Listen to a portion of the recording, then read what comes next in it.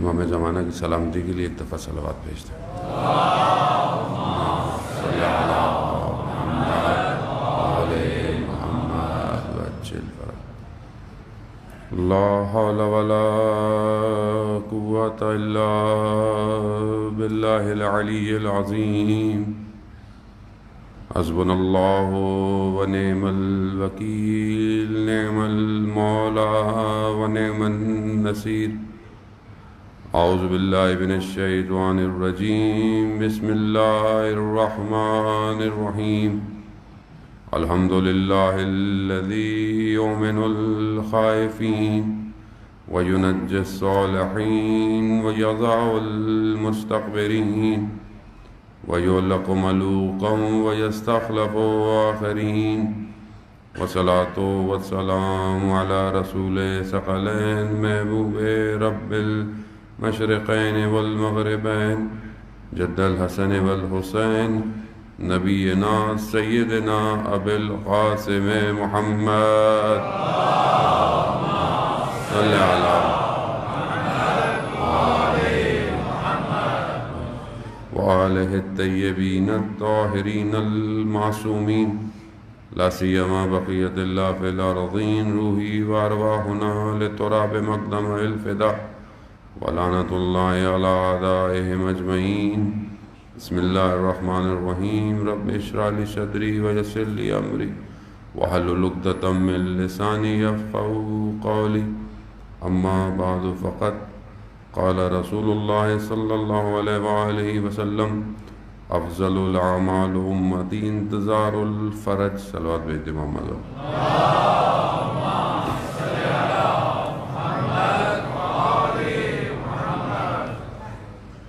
عزیزان محترم، عزاداران سید الشہداء علیہ السلام، ایام عزا ہے اور ماہ محرم کی آج 25ویں تھی جو گزر گئی۔ یقیناً آپ لوگ مسلسل مجالس اور عزاداری کو قائم کیے ہوئے ہیں اور آگے بھی یہ سلسلہ جاری رہے گا، اور بندے خدا حقیر کو بھی یہ خدا نے توفیق عطا فرمائی کہ آپ کے درمیان میں حاضر ہوں اور اہل بیت علیہ السلام کا ذکر کریں، کیونکہ یہی ذکر ہے جو انسان کو رفعت دیتا ہے، بلندی دیتا ہے۔ ویسے تو بہرحال میں نے کل آنا تھا، لیکن کچھ مشکلات کی وجہ سے تو آج جو مولانا نے یہاں پڑھنا تھا وہ میری جگہ کہیں اور پڑھ رہے ہیں اور مجھے یہاں پڑھنا پڑ گیا۔ ویسے مجالس ہماری کل سے ہیں، اور اگر چاند 29 کا ہوا تو 5 ہی ہوں گی، اور اگر زیادہ ہو گیا تو پھر توفیق ہو جائے گی ایک دن آپ کے درمیان میں، اور ہم کوشش کریں بہرحال ان چند دنوں کے اندر اپنے آپ کو اپنے وقت کے امام کے قریب کریں، اور اصل عزاداری کا ہدف ہی یہی ہے کہ ہم اپنے وقت کے امام کی معرفت حاصل کریں۔ کربلا کا واقعہ جسے ہر سال ہم تکرار کرتے ہیں اور بیان کرتے ہیں، اس کا اصل ہدف یہی ہے کہ جس طرح اس وقت لوگوں نے اپنے وقت کے امام کو پہچانا، ہم جو ہے وہ اپنے وقت کے امام کو پہچانیں۔ اور کئی زاویوں سے کربلا کو جو ہے وہ بیان کیا جاتا ہے، تاریخی ہے، تجزیہ ہے، تحلیل ہے، تفکر ہے اس کے اندر، فکر ہے اس کے اندر، اقتدار ہے اس کے اندر، قدریں ہیں اس کے اندر۔ ان سب کو بیان کرنے کا اصل ہدف یہی ہوتا ہے کہ ہم یہ دیکھیں کہ اگر ہم تاریخ میں ہوتے تو ہم کہاں کھڑے ہیں۔ بہرحال آج کیونکہ روز شہادت ہے سید الساجدین زین العابدین امام محمد، اللہم صلی علی محمد وآل محمد، اسی کی بہرحال روشنی میں جو چند غرائز آپ کے اذان عالی میں منتقل کرنے ہیں۔ امام نے جس دور میں زندگی گزاری وہ دور ظاہر کربلا کے بعد کا دور ہے، اور بہت سخت دور ہے۔ اس دور کے اندر جہاں اتنا مشکلات ہیں اور طاغوتی نظام جو ہے وہ جس نے اہل بیت کے ماننے والوں کے لیے زندگی سخت کر دی تھی، لیکن امام نے اپنے بھی دور میں جو ان کا وظیفہ بنتا تھا اس کو بہترین طریقے سے انجام دیا۔ ہر امام نے، کیونکہ ادوار الگ الگ ہیں اور مشکلات الگ الگ ہیں، اگر ہم ائمہ علیہ السلام کی زندگی کا مطالعہ کریں تو ہر امام کے لیے اس کے دور کی مشکلات جدا ہیں، اور اس سخت دور میں ہر امام نے اپنا جو وظیفہ تھا اسے جس طرح انسان کامل ادا کر سکتا ہے اس طرح کیا۔ امام کے دور میں سختیاں ہیں اور ایک خوف و ہراس ہے، اور ظاہر اتنا بڑا واقعہ کربلا کا ہوا، پھر اس کے بعد بہت سارے واقعے ہوئے، توابین کا ہے، واقعہ حرہ مدینہ کا ہے، اس کے بعد ظاہر ایک ٹینس سچویشن ہے، اس کے اندر کھلے عام گفتگو نہیں کی جا سکتی، کھلے عام ملا نہیں جا سکتا، دعوت نہیں دی جا سکتی. تو وہاں امام نے جو ہمارے پاس ایک مجموعہ پہنچا ہے، وہ امام کی دعاؤں کا جو مجموعہ ہے، جسے ہم صحیفہ سجادیہ کے نام سے جانتے ہیں. اس صحیفہ سجادیہ میں امام نے گو کہ دعائیں ہیں وہ، لیکن ان دعاؤں میں امام نے سب کچھ بیان کیا. ان دعاؤں کے ذریعے سے امام نے حتیٰ حکومت کیسے تشکیل دی جا سکتی ہے، امام نے وہ بھی اس کے اندر بیان کیا ہے، اور اس خوبصورت طریقے سے اسے کرافٹ کیا گیا ہے کہ بس ہم اپنی یا میں اپنی نااہلی کہوں کہ ہم جیسے طالب علم جو ہیں وہ بہت زیادہ اس پہ محنت نہیں کرتے، کام نہیں کرتے، تو وہ بیان نہیں ہوتا، اور جب ہم بیان نہیں کریں گے تو ظاہر ہے پھر آپ کہاں اس کو پڑھیں گے. تو قصور ہمارا ہے کہ ہم اس کو صحیح طرح معاشرے میں بیان نہیں کرتے. اس مجموعے کو، اس کے اندر جو ہے وہ سب کچھ اسی کے اندر ہے، چاہے وہ دعائیں ہوں جس سے توبہ کرنے والے کی، شکر کرنے والے کی، محبت کرنے والے کی. تو وہیں پر جو ہے وہ دعائے مکارم الاخلاق ہے کہ جو اپنے سارے انسان کی زندگی کے ان اخلاق کو بیان کرتی ہے کہ اخلاق کیسا ہونا چاہیے انسان کا کس کس مقام پر. تو بہرحال میں تھوڑی سی گفتگو اسی ضمن میں آج آپ کے جو ہے وہ درمیان میں کرنی ہے کہ بہت ساری ایسی چیزیں اس مجموعے ہیں جو ہمیں چوتھے امام سے ملا ہے. وہ مناجات ہیں، وہ دعائیں ہیں. دعا جو ہے وہ عام طور پر ہماری زندگی میں یہ معنی رکھتی ہے کہ بس جب ہمیں کوئی ریکوائرڈ ہے تو ہم مانگیں اور نکل جائیں بس، اور وہ بھی شاید ہم توجہ کے ساتھ اور کنسنٹریشن کے ساتھ نہیں مانگتے. مطلب عموماً انسان نماز پڑھتا ہے، جبکہ حدیث ہے کہ ہر نماز کے بعد خدا ایک دعا کو مستجاب کرتا ہے، لیکن ہم نماز کے بعد فوراً اٹھنے اور بھاگنے کی کرتے ہیں، تسبیح بھی بڑی تیزی سے پڑھتے ہیں، جبکہ ہر نماز کے بعد تعقیبات نماز بھی ہمیں ائمہ علیہ السلام سے ہیں کہ اگر وہ عربی کی دعائیں بھی پڑھ لیں 2 لائن کی. اس کی وجہ کیا ہے کہ دیکھیں ہمیں نہیں پتہ، ایک تو خالق کو ہم صحیح طرح نہیں پہچانتے. اب خالق سے گفتگو کیسے کرنی ہے وہ ظاہر ہے ہم کس طرح جب ہم پہچانتے اور وہ معرفت ہی نہیں رکھتے، تو وہی بہتر بتا سکتا ہے کہ جو خالق کو بہتر پہچانتا ہو. اور اب دعا یعنی دعا مانگنا، وہ الفاظ اصل میں دعا ہے کیا؟ یعنی ہمارے لیے سادی سی جو تعریف ہے کہ ہمیں کوئی چیز چاہیے ہم مانگ لیں، جبکہ اصل میں دعا رابطہ ہے، ارتباط ہے بندے کا خالق کے ساتھ. وہ جتنا اسے بہترین ادا کرے گا اتنا بہترین اس کا رابطہ ہوگا. اس لیے قرآن میں پروردگار کہتا ہے کہ ادونی استجب لکم، تم مانگو میں مستجاب کروں گا. لیکن کیا مانگوں میں؟ منع نہیں کیا کہیں پروردگار نے کہ آپ کو یہ نہیں مانگو، نہ مانگو جو مانگنا ہے. لیکن اب جتنی انسان کی معرفت بڑھتی چلی جاتی ہے اس کے مانگنے میں فرق آ جاتا ہے. مثال کے طور پر آپ چھوٹے بچے کو، ذرا میں سادی سی مثال ہی دے سکتا ہوں، میں کوئی بہت بڑا طالب علم نہیں ہوں، چھوٹے بچے بھی بیٹھے ہوئے ہیں. اب چھوٹے بچے کو آپ شاپ پہ لے کے جائیں اور شاپ جو ہے وہ بھری ہوئی ہو کھلونوں سے، چیزوں سے. اب اس میں بہت اچھی چیزیں بھی ہوں، بہت کام کی چیزیں بھی ہوں، بہت مہنگی چیزیں بھی ہوں، لیکن کیونکہ بچہ ہے اب اس کی معرفت جتنی ہوگی یہ سب سے زیادہ کیا کرے گا، وہ چھوٹی سی گاڑی اٹھا لے گا، ایک ڈنکی اٹھا لے گا. اب باپ کہے گا بیٹا اس میں تو گیجٹس بھی پڑے ہوئے ہیں، اس میں تو جو ہے وہ الیکٹرانک کے ایسے ایسے آئٹمز ہیں، اس میں تو مائنڈ گیمز بھی ہیں، لیکن وہ کہے گا نہیں مجھے یہی چاہیے. کیوں چاہیے؟ کیونکہ اس کی معرفت اتنی ہے. اب عالم بھرا ہوا ہے خزانوں سے، لیکن ہم جو ضد کرتے ہیں وہ کیا کرتے ہیں؟ یہ دے دے پروردگار، یہ دے دے. وہ تو اس نے کہا ہے کہ اس کا تو میں نے وعدہ کیا ہے تم سے، جو تم مانگ رہے ہو اس کا تو میں نے تم سے وعدہ کیا ہے، مجھ سے وہ مانگو جس کا میں نے وعدہ نہیں کیا. اب کیا مانگے؟ یعنی اس عالم میں کیا ہے ایسا کہ جس کی طرف ہم متوجہ ہی نہیں ہیں. تو عزیزان محترم، ہم بہت ساری، میں اپنی بات کروں، خدا آپ کو خدا نخواستہ نہیں کہہ رہا، بہت ساری لذتوں سے محروم ہے جو اس کائنات کے اندر ہے. امام نے اپنی دعاؤں اور مناجات سے ہمیں اس طرف اشارہ کیا ہے۔ امام جو دعائیں کہتے ہیں، صاحب دعائے ابو حمزہ جو ہم ماہ رمضان میں پڑھتے ہیں، کہ انشاءاللہ کہ پڑھتے ہوں گے، اور وہ دعا پورے رمضان بھی ہم سے شاید پوری نہیں پڑھی جاتی، جبکہ آیت اللہ عظمہ بہجت رضوان اللہ تعالیٰ علیہ فرماتے تھے کہ ہم تھے تو مولا کے حرم میں تہجد میں، وطر میں، قنوت میں پوری دعا پڑھتے تھے۔ اب آپ اس دعا کو کھول کے دیکھیں۔ اچھا، ان کا پڑھنا اور ہمارے پڑھنے میں بڑا فرق ہے۔ ہم تو پڑھتے ہیں کتنے صفحے باقی رہ گئے، ایسی ہے نا، پلٹ پلٹ کے دیکھتے ہیں کتنی دیر ہے، 1 گھنٹہ آدھا گھنٹہ ہو گیا۔ وہاں نہیں ایسا، وہاں ایک ایک فراز وجود سے ادا ہوتا ہے۔ الہی پروردگار، تو مجھے عذاب سے ادب نہ سکھا، یعنی تو مجھے ایسا نہ کر کہ میں تیرا بندہ ہوں، تیرا بندہ بننا چاہتا ہوں، لیکن عذاب دے کر مجھے بندہ نہ بنا۔ الہی لا تعذبنی بعقوبتک، یعنی کیا جملے ہیں، شروع یہیں سے ہو رہی ہے دعا، آگے کیا ہوگی دعا؟ پروردگار، میں روز قیامت میں جہاں سب عیاں ہوگا، کھلا ہوا ہوگا، وہاں تیری ستاریت کی زیادہ ضرورت ہے۔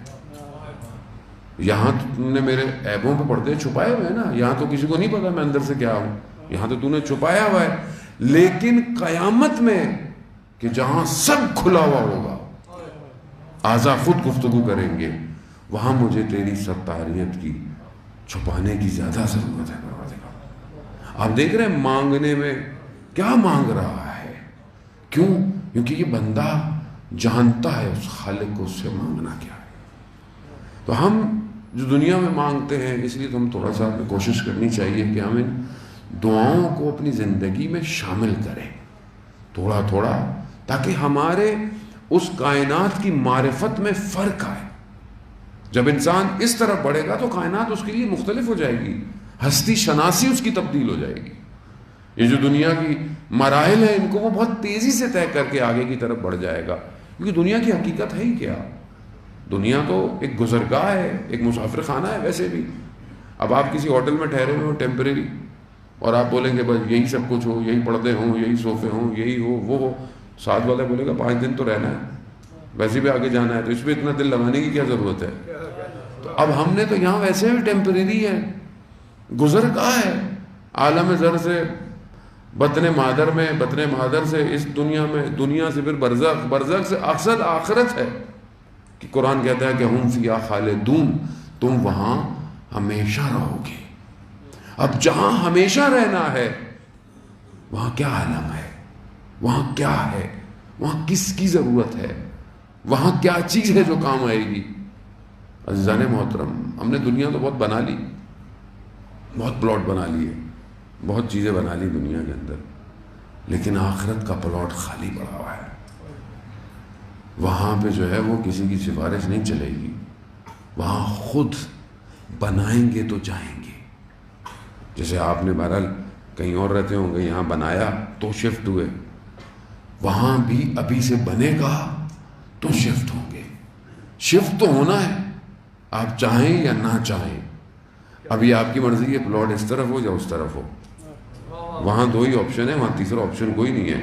یہاں تو بہت آپشن ہے آپ کے پاس، وہاں آپشن نہیں ہے، یا خود بنا لیں یا دوسرا جو بنا پڑا ہے وہ مل جائے گا۔ لیکن پروردگار نہیں چاہتا ایسے اپنی مخلوق کو۔ پروردگار کیا چاہتا ہے؟ دعائے مناجات محبین میں میرا چوتھا امام خدا کی بارگاہ میں کہتا ہے، الہی منزل لذی بے حلاوہ محبتک، پروردگار جسے تیری محبت کی حلاوت مل جائے، شیرینی مل جائے، وہ کہاں دوسروں کو ڈھونڈے گا؟ وہ کہاں ڈھونڈے گا؟ الہی منزل لذی، پروردگار جسے تیری قربت کی انسیت مل جائے، وہ کہاں کسی اور کی آرزو کرے گا؟ اب یہ ہماری زندگی میں ہے، وہ خدا ہے، اور لوگوں نے مانا خدا ہے کیوں نہیں ہے، ہم مسلمان ہیں، ان کہاں ہیں؟ وہ امام ہمیں کیا فرما رہے ہیں؟ اور ہم چوتھے امام کو مانتے بہت ہیں. امام سے لیا کیا ہم نے؟ کم از کم یہ کتاب تو لے لینی چاہیے امام سے، اس کو تو پڑھیں تھوڑا سا. اور آسان سا پیکج یہ ہے کہ ڈیلی کی دعائیں پڑھ لیں جو صحیفے سجادیہ میں ہیں. ڈیلی کی دعائیں اتوار، پیر، منگل، بدھ، جمعرات، اور وہ مفاتی میں بھی موجود ہیں. اس کو پڑھیں، ترجمہ پڑھیں، اپنے وجود کو تبدیل کریں. عزیزان محترم، اب ویسے بھی آخری زمانہ بہت قریب لگ گیا ہے، ویسے ہی آخر الزمان ہے. جو نشانیاں ہیں ساری پوری ہوتی جا رہی ہیں. فساد آپ کے سامنے، فتنے آپ کے سامنے ہو رہے ہیں. کتنے آج کل ہمارے اپنے ملک کے جو حالات ہیں، فرقہ واریت کی طرف دھکیلا جا رہا ہے جان بوجھ کے، اور کسی چیز کو چھپانے کے چکر میں کسی اور چیز میں لگایا جا رہا ہے. تو ہم، اور آپ پورے خطے کے اندر دیکھ لیں، ناامنیت دیکھ لیں، آپ ویسٹرن کنٹریز کے اندر دیکھ لیں، ایسا کبھی بھی نہیں ہوا کہ وہاں کے لوگ باہر سڑکوں پہ نکلے ہوں. یعنی پوری دنیا اس ٹائم ایک اضطراب کے عالم میں ہے، مضطرب ہے. اور یہ جب تک اضطراب اپنی اوج پہ پہنچے گا تو وہ آئے گا جو پردہ غیبت میں انتظار کر رہا ہے. وہ تبھی آئے گا، وہ آئے گا جب ہم مضطرب ہوں. جب تک ہمارا اپنا کام چل رہا ہے، کاروبار چل رہا ہے، بزنس چل رہا ہے، سکون ہے، تو کہاں بلائیں اس کو؟ جب آپ پریشان ہوں گے تو بلائیں گے. تو یہ پریشانی اب بڑھتی جا رہی ہے، عالم ایسے ہی ہے.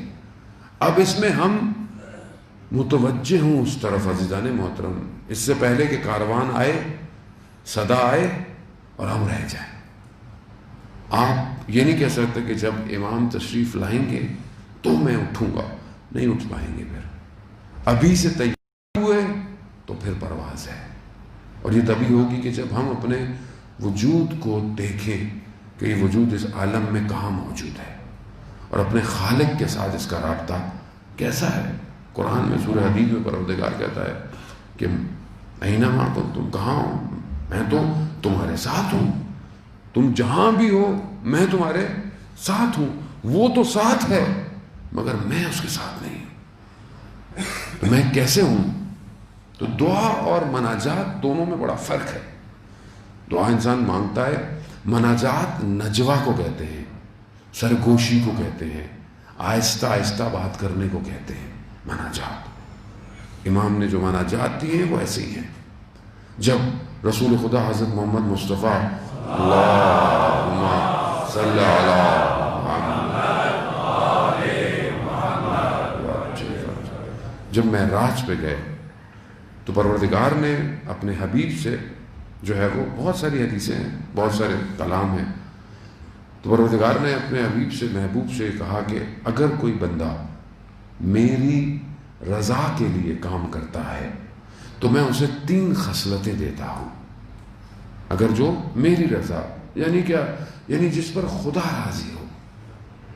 اب اس کو آپ کو اپنی زندگی میں خود ڈھونڈنا ہے کہ آپ کے کس کام سے خدا راضی ہوگا. وہ یہ الگ گفتگو. تو 3 خصلتیں اسے دیتا ہوں. پہلی کیا چیز دیتا ہوں؟ پہلا، میں اسے ایسا شکر دیتا ہوں جس میں جہل نہیں ہوتا. یعنی جب وہ شکر کرتا ہے، شکر کی طرف بڑھتا ہے، میرا شکر کرتا ہے، تو اس میں اس کے اندر جہالت نہیں پائی جاتی. وہ اپنے پورے وجود سے شکر کر رہا ہوتا ہے. یہ خصلت خدا دیتا ہے. دوسری، میں اسے ایسا ذکر دیتا ہوں جس میں غفلت نہیں ہوتی. یعنی وہ ایسا ذاکر بن جاتا ہے، ایسا ذکر کرتا ہے کہ وہ غافل نہیں ہو سکتا میرے ذکر سے.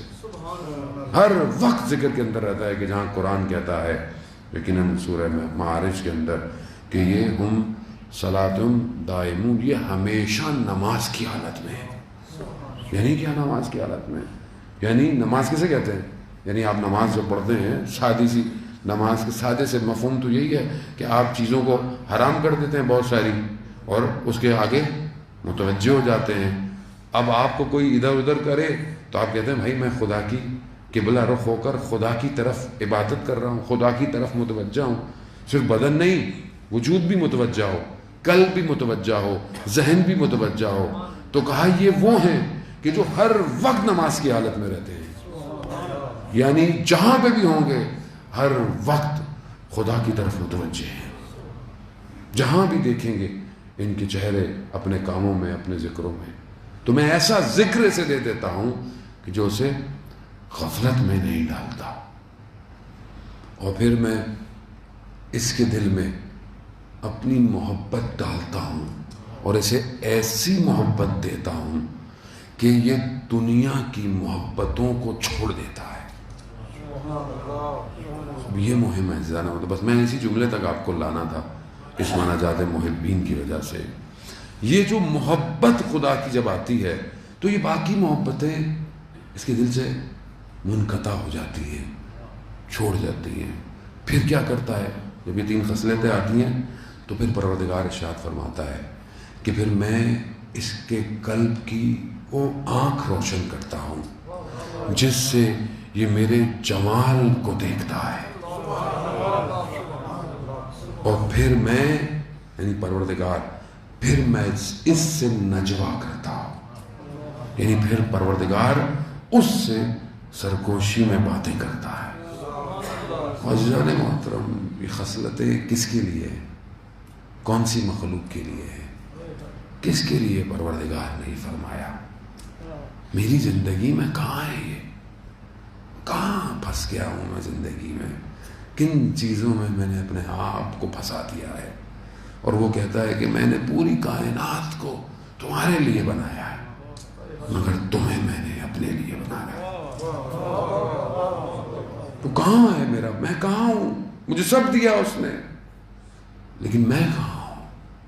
عزیزان محترم, بہرحال اس طرح متوجہ ہوں, ہم ہر طرف تو متوجہ ہیں لیکن یہ حقیقت ہے, یہی مقصد امام حسین تھا کہ خالق کی طرف متوجہ کرے. جب متوجہ ہو جائے تو اسے پتہ چل جائے گا اس کا وظیفہ کیا ہے.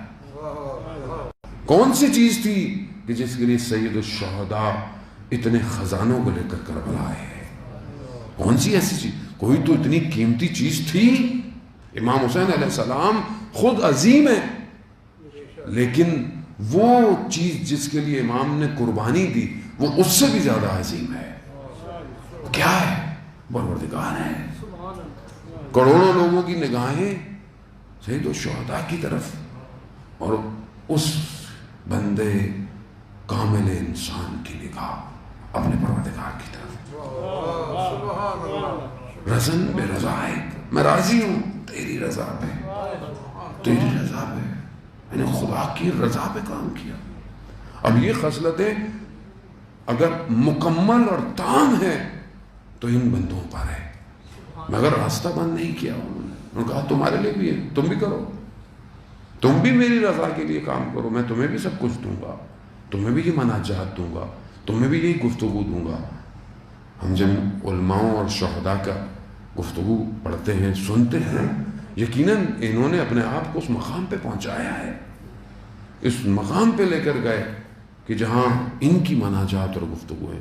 آیت اللہ قاضی رضوان اللہ تعالی جو کہ وادی السلام نجف اشرف میں جن کا مرکز مبارک ہے, وہ اپنی زندگی کے حوالات میں بیان کرتے ہیں کہ وہ تہجد کی نماز کے لیے شہر سے رات کو باہر جایا کرتے تھے اور نخلستان میں عبادت کیا کرتے تھے, اور 1 گھنٹہ تہجد کی نماز ان کی جو ہے وہ طول ہو جاتی تھی. اور وہ خود کہتے ہیں کہ جب میں اس وقت اس نماز میں ہوتا تھا تو میں اطراف سے منقطع ہو کر کائنات میں جو ذکر ہو رہا ہوتا تھا وہ مجھے سنائی دیتا تھا. خود یہ کیسے ہوگا زندگی میں ایسے ہی مر کے چلا جاؤں, میں کب سنوں گا اس ذکر کو, میں کب ان مناجات کو سنوں گا, کب میرا قلب اس طرف متوجہ ہوگا. اب اس کا مطلب کیا ہے کہ میں اپنے اطراف سے, اپنے بہن بھائیوں سے, اپنے بچوں سے, ماں باپ سے, زوجہ سے رشتہ کاٹ دوں اور خدا کی محبت نہیں. یہ محبت جب آتی ہے تو ان ساری محبتوں کو ترسیم کرتی ہے. کیوں؟ کیونکہ مومن کے وجود میں نور پایا جاتا ہے, اور جب یہ نور جڑتا ہے تو یہ محبت ظہور کرتی ہے. یعنی اس کا مطلب یہ نہیں کہ میں خدا سے, بہت سے لوگ ہوتے ہیں میں تو تسبیح پڑھوں, میں تو سجدے کروں, میں عبادتیں کروں, مجھے اس سے کیا, یہ کیا ہو رہا ہے, وہ کیا ہو رہا ہے. نہیں, خدا کی محبت ایسی نہیں ہے. جب آپ خدا سے محبت کریں گے تو بے درجہ اولا آپ کو اس کی مخلوق سے محبت کرنی پڑے گی, کرنی پڑے گی. اب آپ اس کو ناراض نہیں کر سکتے, آپ کیسے اس کو ناراض کریں گے؟ کیوں؟ مخلوق الہی ہے. اب آپ اس کو اس طرح نہ دیکھیں جس طرح دنیا اس کو دکھا رہی ہے. اب آپ اسے مخلوق الہی دیکھیں کہ یہ جو رشتہ بنایا ہے یہ بھی پروردگار نے بنایا ہے. یہ میرا بچہ ہے، یہ مجھے پروردگار نے دیا ہے، یہ میرے بہن بھائی ہیں، یہ خدا نے رابطہ دیا، یہ میرے والدین ہیں، خدا نے مجھے لطف کیا ہے. تو ان رشتوں کو اس کی نگاہ سے دیکھیں، تو پھر نہ کبھی لڑائیاں ہوں گی، نہ کبھی جھگڑے ہوں گے، نہ کبھی فساد ہوگا، نہ کبھی حسد ہوگا، نہ آپس میں اس طرح کی جو چیزیں معاشرے میں کبھی بھی نہیں ہوں گی. آپ اسے مخلوق الہی دیکھیں. ہم چھوٹی چھوٹی سی باتوں پر ناراض ہو جاتے ہیں. بعض اوقات لوگ کہتے ہیں کئی سال ہو گئے بہن بھائی آپس میں گفتگو نہیں کرتے. لوگ جو ہیں وہ ذرا سی بات پہ زوجہ سے ناراض ہو جاتے ہیں، جبکہ سارے تعلقات جو ہیں وہ تھوڑے سے ہیں اور موقتاً ہیں. اصل رابطہ وہ ہے. اور یہ رابطوں کو پروردگار نے اتنا سخت رکھا ہوا ہے، جسے قطع رحمی کر لے تو انسان کی عمر بھی کم ہو جاتی ہے اور ساری مشکلات آ جاتی ہیں. رجب علی خیاط جو کہ بہت بڑے عارف تھے، وہ شخص ان کے پاس آیا، ساختمان بناتا تھا، گھر بناتا تھا، بہت سارے بنائے، بک نہیں رہے بڑے عرصے سے، یہاں تک کہ مشکلات مالی کا شکار ہو گیا. کسی نے کہا شیخ کے پاس جاؤ، شاید کوئی حل دے. جب شیخ کے پاس پہنچے تو شیخ نے کہا کہ تمہاری جو بہن ہے کتنے عرصے سے تم نے اس سے گفتگو نہیں کی اور تم نے اس کی وراثت کا حق کھایا ہوا ہے.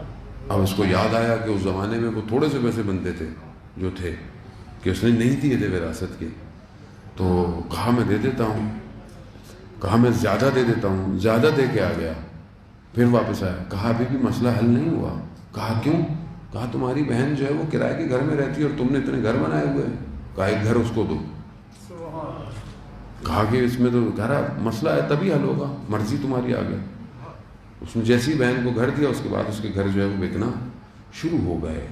یعنی ہمیں نہیں پتا، ہم بہت سارے زندگی کے مسائل میں پھنسے ہوئے ہوتے ہیں اور اس کی وجہ ہمارے اعتراف میں ہوتی ہے، اور ہم وظیفے کیے جا رہے ہیں، مولانا یہ عمل دے دیں، وہ عمل دے دیں. عمل ہمارے آس پاس ہے.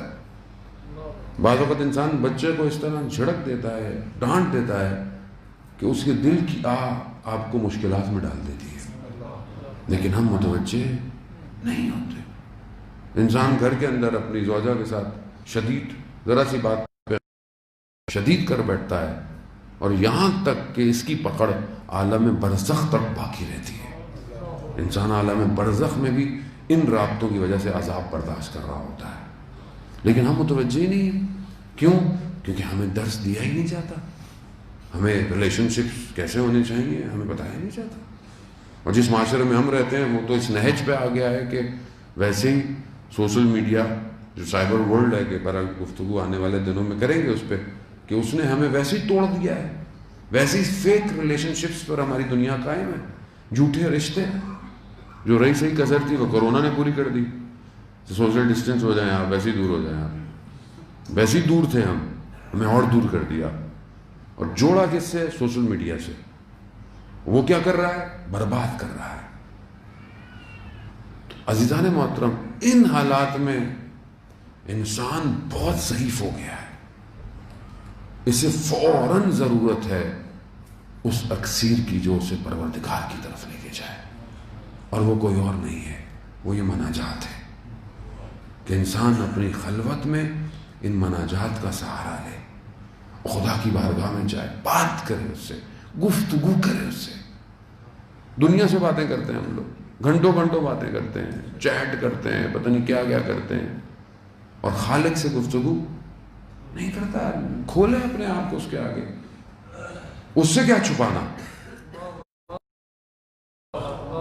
آپ کسی ڈاکٹر کے پاس جائیں، ہو سکتا ہے کوئی بیماری آپ نہ بتائیں، چھپانا چاہیں اس کو، میں نے میٹھا کھا لیا، نہیں بتا رہے آپ اس کو، وہ بھی اسی طرح آپ کی دوائی دے گا.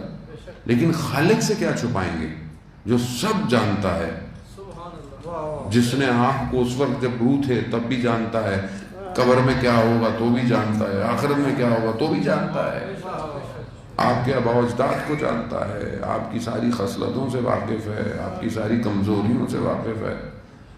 سب کچھ اسی کا ہے. کوئی کائنات کا ذرہ اس کی مرضی کے بغیر اصل وجود نہیں. اسی کا وجود ہے جس نے یہ حیات بخشی ہوئی ہے. وہی سب کچھ ہے. اگر وہ اتنا عظیم نہ ہوتا تو علی جیسی شخص ابھی آپ دیکھیں مناجات دیکھیں، آپ دیں مولا کی خدمت میں پہنچے، امام کیسے مناجات کر رہے ہیں، وہ مناجات جو ہم مسجد کوفہ میں پڑھتے ہیں کہ خدا کرے ہم سب کو وہاں کی زیارت نصیب ہو، مناجات جو کوفہ میں پڑھی جاتی ہے وہ مناجات امیر المومنین جو مشہور ہے، بہت معروف ہے. کس طرح وہ مناجات ہو رہی ہے کہ پروردگار میں تجھ سے سوال کرتا ہوں اس دن کا، یوم لا ینفع، جس دن کوئی بھی چیز فائدہ نہیں دے گی سوائے قلب سلیم کے. یہ امام کی مناجات ہے عزیزان محترم، یہ امام مناجات کر رہے ہیں. مولا یا مولا انت المولا انا العبد وهل يرم العبد الى المولا، تو میرا مولا ہے، تو میرا ہے، تو میرا مالک ہے، میں تیرا بندہ ہوں. کیا تو رحم نہیں کرے گا اپنے بندے پر جبکہ تو پروردگار ہے، تو مولا ہے. مولا یا مولا انت الخالق، مولا یا مولا انت العظیم انا الذلیل. مناجات، سرگوشیاں میری زندگی میں کہاں ہیں؟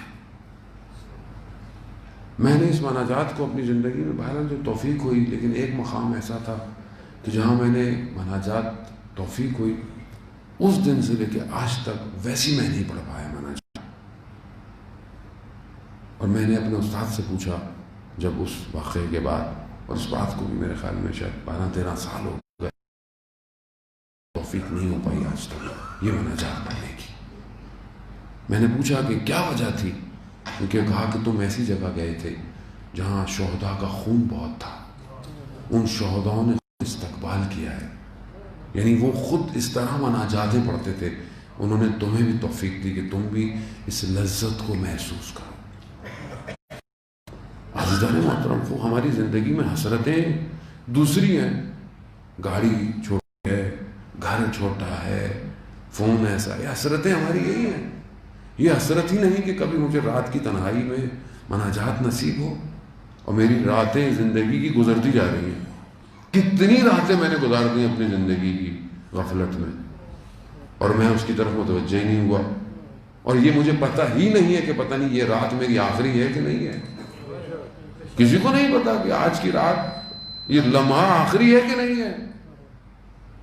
اور وہ جتنے بھی لوگ تھے، آیت اللہ جوادی عامی فرماتے ہیں کہ جب یہ عراق کی جنگ تھی تو یہ وہاں جاتے تھے تبلیغ کے اوپر، تو کہا ایک جگہ کسی اونچائی پر یہ تھے اور نیچے پانی کا چشمہ تھا، لیکن وہ دشمن کے قبضے میں تھا، یا اس طرف اگر بڑھتے تو جو ہے وہ شہید ہونے کے چانسز تھے. نماز کا وقت آیا، تو جب نماز کا وقت آیا تو انہوں نے پوچھا کہ آقا کیا کریں، پانی تو نیچے ہے، نماز کیسے پڑھیں؟ کہا پھر تیمم کرو کیونکہ جان کو خطرہ ہے، تیمم کرو.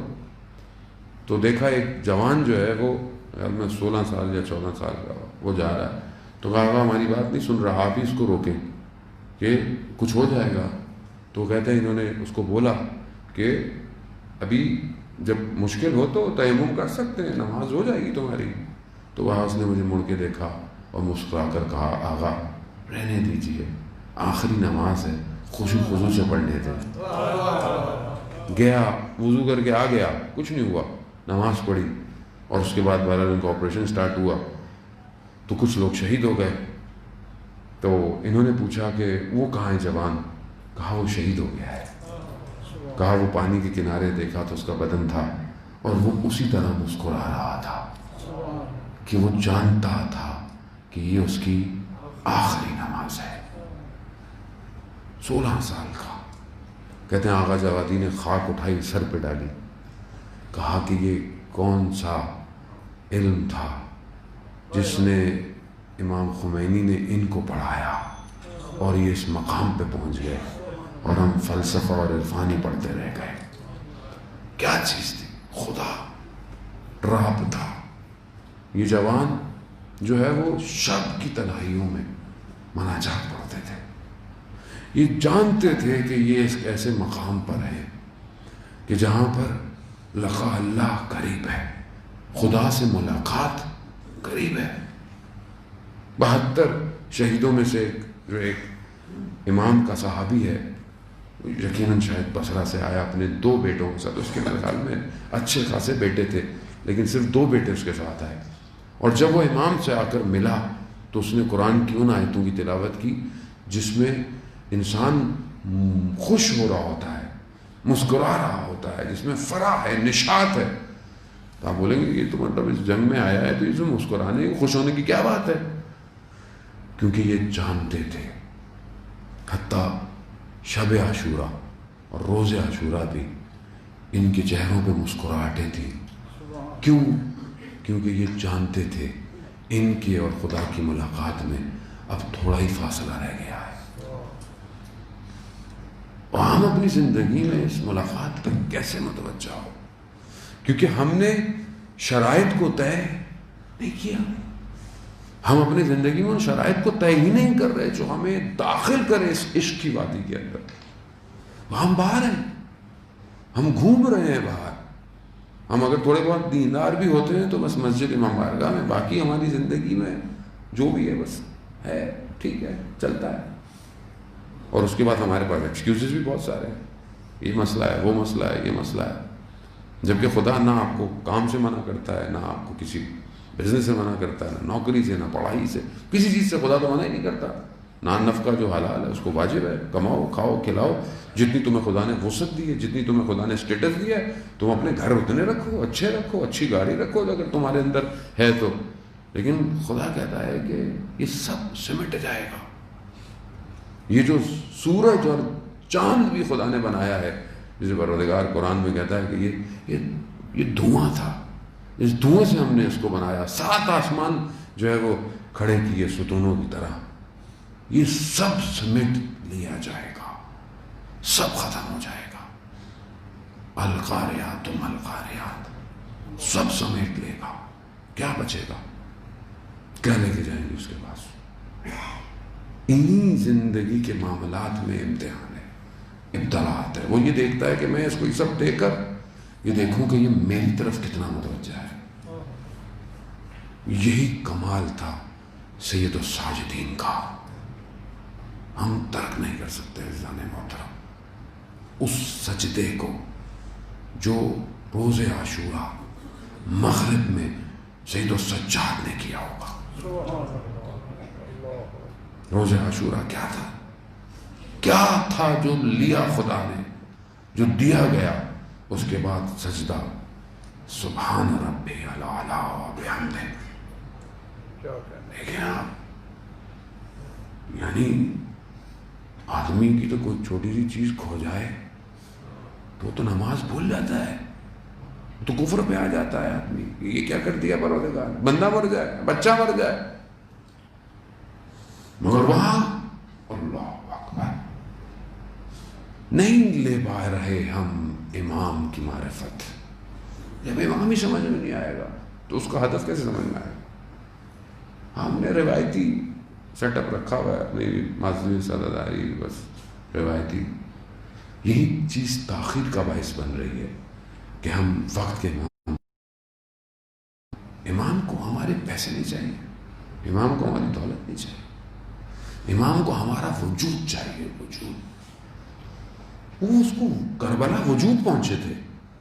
کربلا کوئی لوگ اپنے کوئی کاروان چھوڑ کے آئے لوگ. جو زہیر ابن کہن کے جو اتنا دوسرے مسلک کا اور اچھا خاصا آدمی تھا، اس کا پورے خیمے لگتے تھے، سب کچھ تھا. لیکن جب امام کی طرف آیا تو آتے کہا کہ سب خیمے میں ہٹا دو، سب جاؤ، سب چھوڑ دیا، حتیٰ اپنی زوجہ کو بھی بھیج دیا. کیوں؟ کہا امام نے بلا لیا ہے.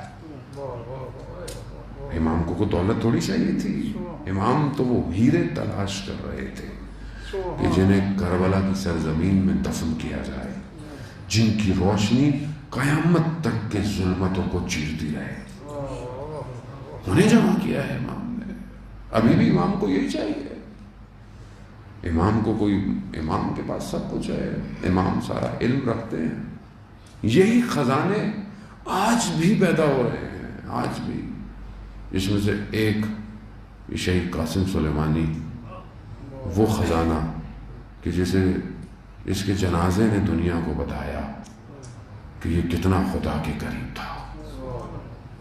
کیسا وہ شخص آپ اس کی اپنی مناجات اور دعائیں تو سنیں، دیکھیں کہ وہ کس طرح دیکھتا ہے کائنات کو، کہاں سے بن گئے یہ سب۔ خود کہتا ہے کہ ملت امام حسینی، ہم امام حسین کی قوم ہے، ہم شہید پرور قوم ہیں، تو ہمیں جنگ سے ڈراتے ہیں۔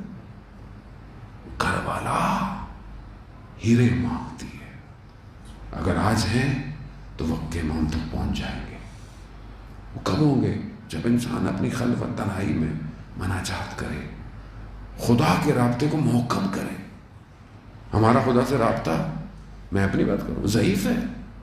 میں نماز پڑھتا ہوں 5 وقت کی، خدا کا شکر ہے میں پڑھتا ہوں، لیکن کیسی پڑھتا ہوں؟ اس نماز میں میری حالت کیا ہے؟ نماز میں میری کیفیت کیا ہے؟ کیا کبھی مجھے نماز میں رونا آیا؟ کبھی میں نے سجدے میں میرے آنکھوں سے آنسو نکلے خدا کے لیے؟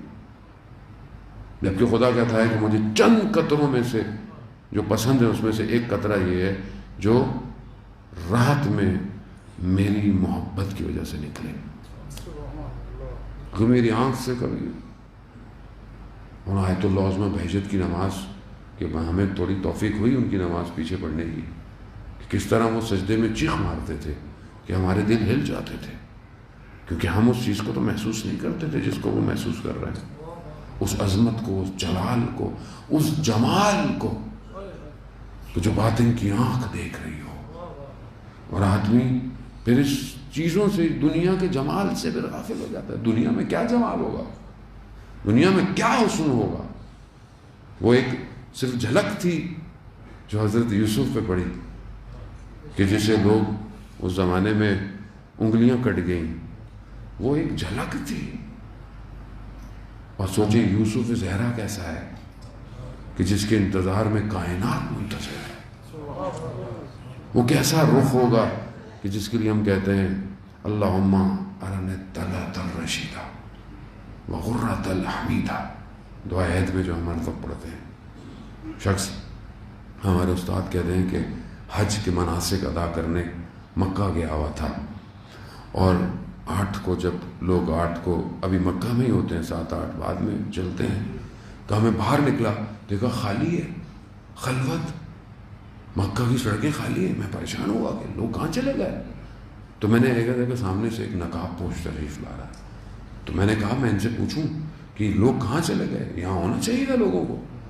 کہہ رہے جیسے وہ نقاب پوش قریب آتا گیا، اس نے اپنے رخ سے نقاب ہٹایا تو میں وہیں ساکت ہو گیا، مجھ سے کچھ بولا نہیں گیا۔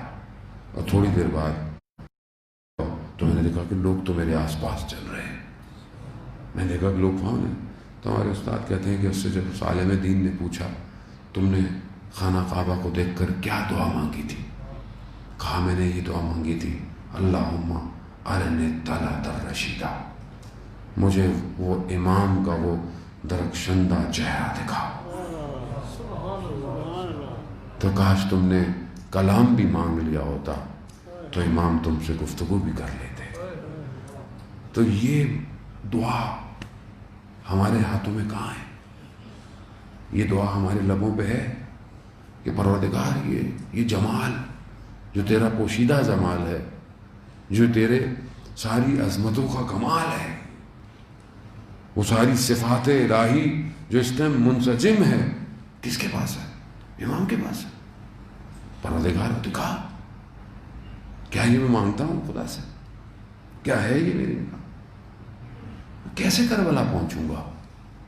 کس کربلا پہنچوں گا؟ میں کون سی کربلا کو یاد کرتا ہوں کہ جہاں لوگ کٹ گئے، تیر کھا لیے سینوں میں، مگر امام کو کچھ نہ ہونے دیا۔ یہی تو ہے وہ جمال، یہی تو مناجات ہے عزیزان محترم، کیونکہ لذت متوجہ نہیں ہے۔ کائنات کی حقیقی لذتیں کیا ہیں؟ یہی کہا امام سجاد کے الہی پروردگار، جسے تیری محبت کی حلاوت مل جائے اسے دوسری چیزیں کیا کریں گی؟ جسے تیری محبت مل جائے، جس کو یہ محبت مل جائے، اس کو نہ شہرت، نہ دولت، نہ خوف، نہ مال، نہ جان، کچھ بھی نہیں ہے، وہی آگے بڑھ سکتا ہے۔ وہی اس مقصد پہ پہنچ سکتا ہے جس کے لیے اسے خلق کیا گیا ہے۔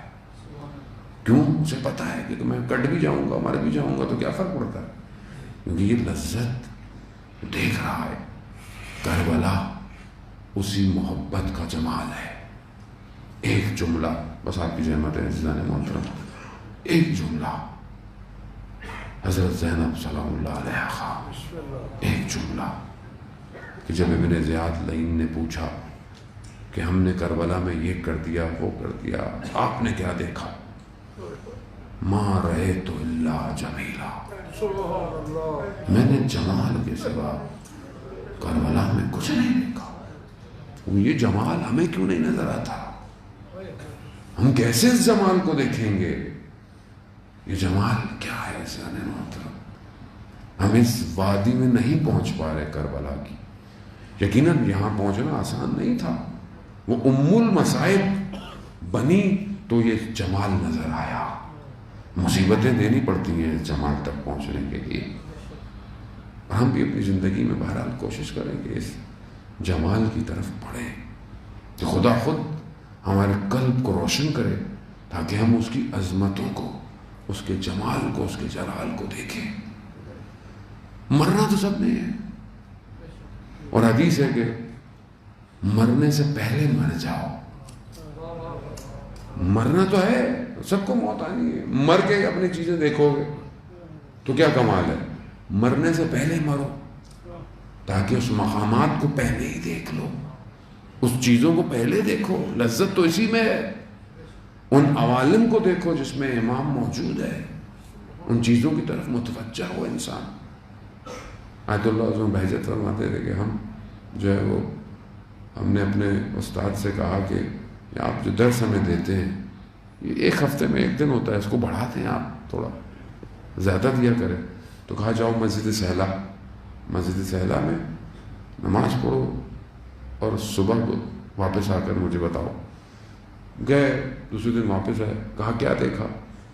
کہا مغرب کی نماز میں تو بڑا رش تھا، پھر آہستہ آہستہ رش کم ہو گیا، اور پھر تہجد میں تھوڑے سے بزرگ تھے۔ کہا جوان کتنے تھے؟ کہا میں اکیلا ہی جوان تھا۔ کہا اگر اس وقت میں تم جوانوں کا اضافہ کر دو میں درسوں میں اضافہ کر دوں گا۔ کتنے جوان ہیں رات کی تاریکی میں جو خدا سے گفتگو کرتے ہیں؟ کتنے جوان ہیں؟ بزرگ تو ظاہر ماشاءاللہ کرتے ہیں، ظاہر انہی کی وجہ سے برکتیں ہیں۔ جوان رات کو اٹھ کے خدا سے مناجات کرتا ہے یا نہیں کرتا؟ جوان فجر میں اٹھنا مشکل ہو جاتا ہے اس کے لیے، مناجات کرتا۔ تو کیسے ہم پہنچیں گے عزیزان محترم؟ یعنی آپ خود اپنے آپ پر کوشچن مارک لگائیں، ہم اپنے آپ کو دیکھیں، میں اپنے آپ کو، آپ اپنے آپ کو دیکھیں۔ جوان چاہیے، جوان چاہیے، جوان کا ذکر سنتے رہتے ہیں۔ ایک جوان تھا، امام، چوتھے امام بھی کربلا میں جوان ہے، زیادہ عمر نہیں ہے امام کی، لیکن کیسی عبادت ہے، کیسی مناجات ہے، کیسی حمد و ثنا ہے خدا کی بارگاہ کی۔ یہ وہ زاویہ ہے جو پوشیدہ ہے ہماری زندگی میں، اور یہ دعائیں اور مناجات ویسے بھی ہماری زندگی میں کم ہے بہت زیادہ۔ تو ہم متوجہ ہوں، یہ رابطے کو عزیزان محترم، بس خلاصہ، رابطے کو مضبوط کرے گی، اور جب خدا سے رابطہ مضبوط ہو گیا تو پھر کوئی چیز آپ کو توڑ نہیں سکتی، کوئی چیز آپ کو خرید نہیں سکتی۔ ایک شہید کی وصیت اپنے بیٹے کو کہ اپنے آپ کو اس کمال پہ لے جاؤ کہ خدا تمہارا خریدار ہو جائے، خدا تمہیں خرید لے۔ نہ دنیا، ہم نے اپنے آپ کو بنایا تھا دنیا خریدے، کارپوریٹ خریدے، نفس خرید لے، خواہشات، چھوٹی چھوٹی خواہشات پر اپنے آپ کو بیچ رہے ہیں۔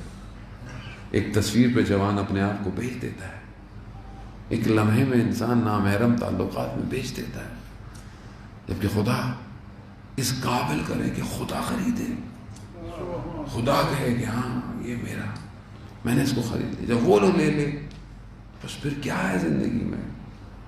جب اس نے لے لیا تو پھر تو سب اسی کا ہے، وہ سب کھول دے گا آپ کے لیے۔ یہ جو ہم بھاگتے ہیں دنیا کے پیچھے، اس کے خزانے کئی بڑے ہیں۔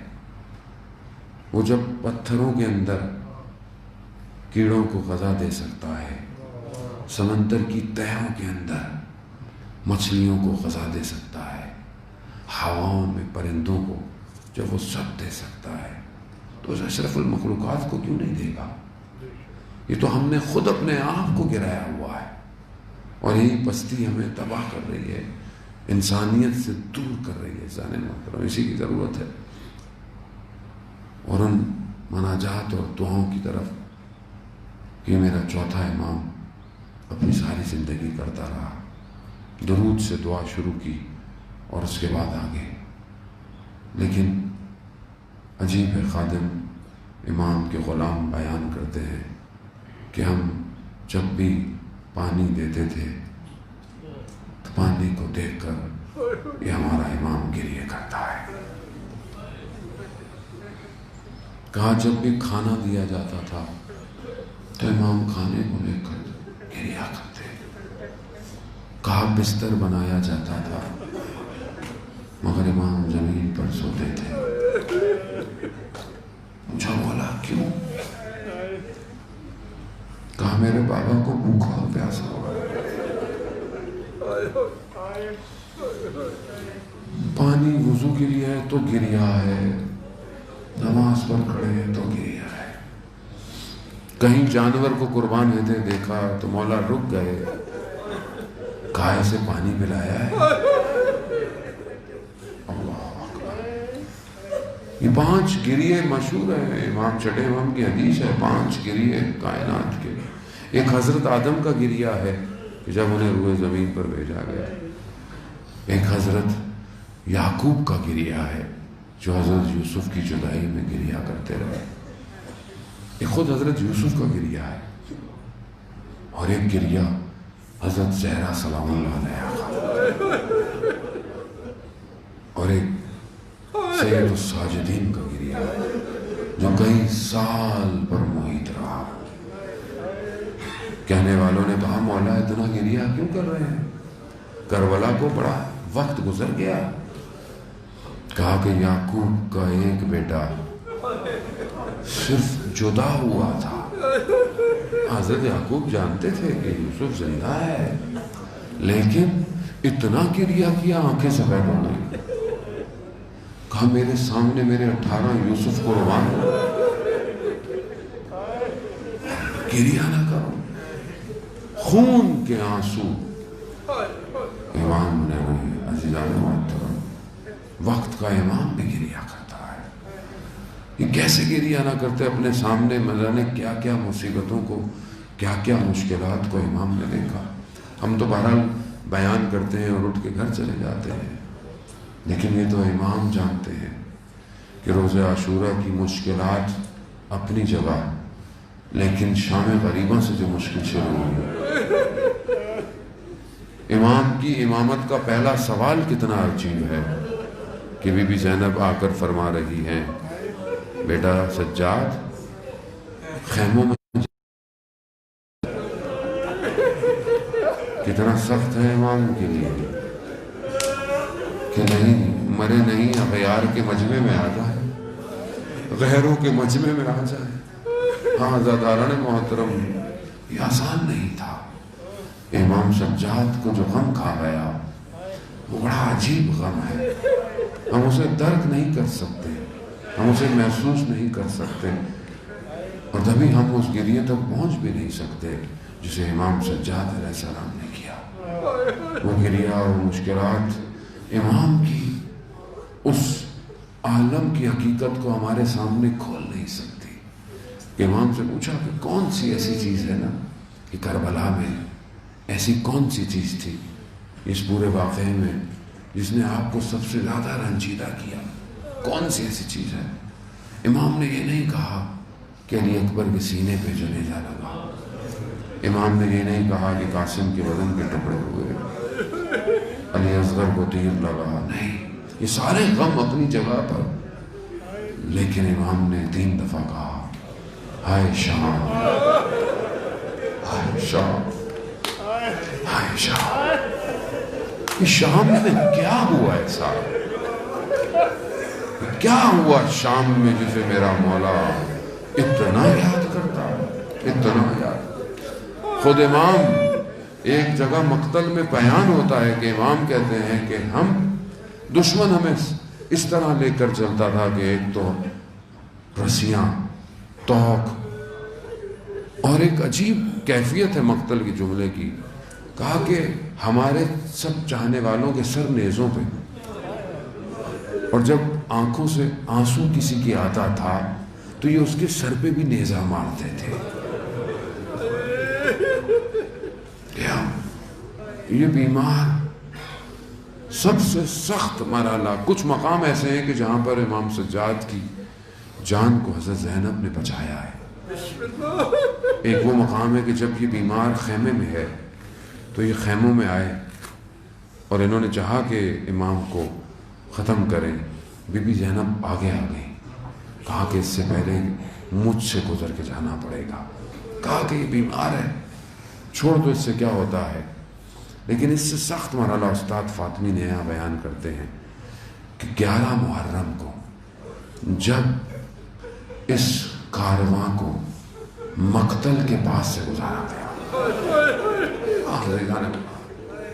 عجیب کیفیت ہے، عجیب حال ہے۔ اس کے چند زاویے ہیں کہ پتہ نہیں میں کتنا بیان کر پاؤں گا آپ کو، کہ جب مقتل کے پاس، مقتل کیا ہے؟ مقتل جو ہم سنتے رہتے ہیں، مقتل کیا ہے؟ اس ٹائم کربلا کیا تھا؟ ایک میدان تھا نا، ایک طرف خیمے تھے، وہ بھی جل چکے تھے، دور کہیں پانی تھا، ایک میدان ہے، اور وہاں پر سر بریدہ لاشیں، اسے مقتل کہتے ہیں، سر بریدہ لاشوں کو مقتل کہتے ہیں۔ اس مقتل کے پاس سے ان کو گزارا گیا۔ کیسے گزارا گیا؟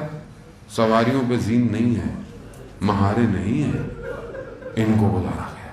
اب جب گزارا گیا نا تو امام نے ایک بدن کو دیکھا، کیسا بدن ہے؟ سر بریدہ ہے، کچھ بھی بدن پہ نہیں ہے، صرف کرتے پہ، جو میرا چھٹا امام کہتا ہے نا، صرف کرتے پہ 100 زخموں کے نشان کرتے پہ تھے، وہ بھی نوچ لیا گیا تھا، تو بدن پہ کتنے ہوں گے؟ اس حالت میں جس پر کربلا کی خاک اٹی ہوئی ہو، امام نے جب اپنے بابا کی یہ حالت دیکھی تو استاد کہتے ہیں کہ اس سے پہلے کہ امام کی روح پرواز کرتی، بی بی زینب نے اپنے آپ کو سواری سے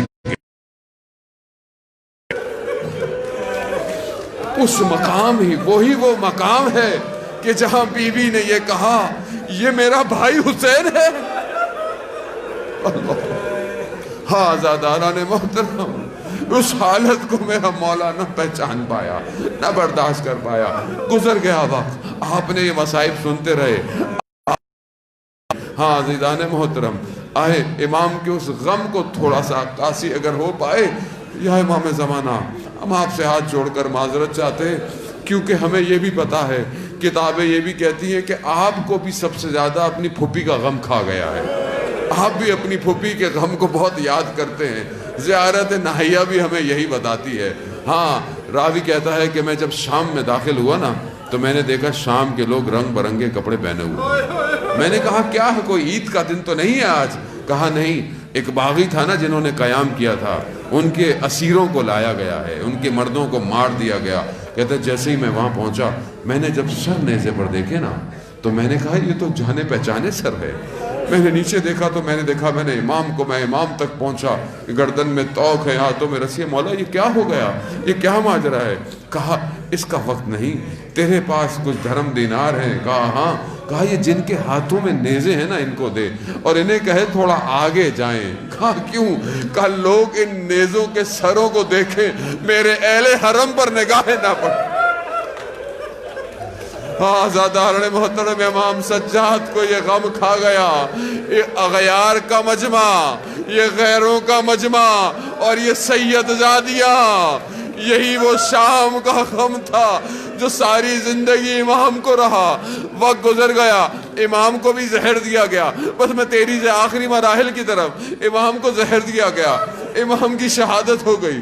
وقت غسل آیا جب میرا 5واں امام اپنے بابا کو غسل دیکھ رہا ہے۔ راوی کہتا ہے ہم نے دیکھا امام کے بدن پر نشانات ہیں۔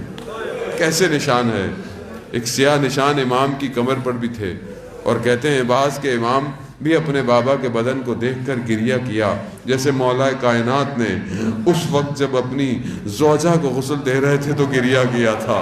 بی بی نے بھی بڑی چیزوں کو چھپا کر رکھا۔ امام سجاد بھی اپنے بیٹے سے بہت زخم چھپاتے رہے، نہ جانے کون کون سے زخم تھے نہیں معلوم۔ عزیزان محترم، مقتل تو صرف ان نشانوں کو کہتا ہے جسے امام رات کو اٹھا کر لوگوں کو کھانا کھلاتے تھے، لیکن ہو سکتا ہے ان تازیانوں کے زخم بھی ہوں، اس توق کے نشان بھی گردن پہ ہوں، لیکن پھر بھی میں کہوں گا اپنے 5ویں امام سے، مولا آپ نے اپنے بابا کو غسل کفن دیا، آپ نے جنت البقیع میں دفنا دیا، بڑے آرام سے دفنا دیا، مگر لا یوم یوم کا ابا عبداللہ، مگر جس طرح آپ کے بابا کربلا کے 3 دن پہنچے، اس غربت میں کسی اولاد نے اپنے باپ کو نہیں دفنا۔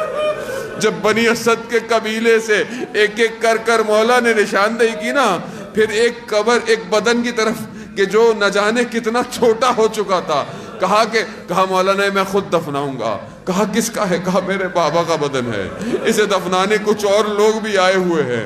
اب آزادانہ نے محترم نہ جانے کس طرح اس بدن کو اٹھایا جو کہ اپنے ان گھوڑوں کی ٹاپوں سے بھی مس ہو چکا تھا، جس پر اتنے نشان تھے، دفنایا اور مٹی ڈال دی۔ بس ایک جملہ کہوں گا، جب بھی یاد آئے تو گریہ کیجئے گا۔ وقت گزرا، لوگوں نے دیکھا 4تھے امام کچھ ڈھونڈ رہے ہیں۔ کہا مولا کیا ڈھونڈ رہے ہیں؟ ریت میں کچھ ڈھونڈ رہے ہیں۔ کہا کیا ڈھونڈ رہے ہیں؟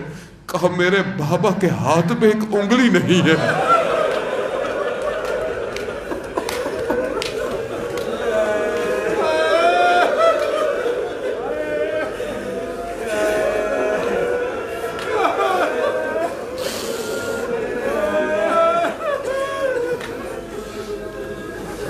لعنت اللہ علی القوم الظالمین وسیعلم الذین ظلموا ای منقلب ینقلبون۔ پروردگار امام زمانہ کے ظہور میں تعجیل عطا فرما، ہمیں ان کے ناصروں ان کے مددگاروں میں شمار فرما۔ پروردگار ہماری اس عبادت کو اپنی بارگاہ میں قبول فرما۔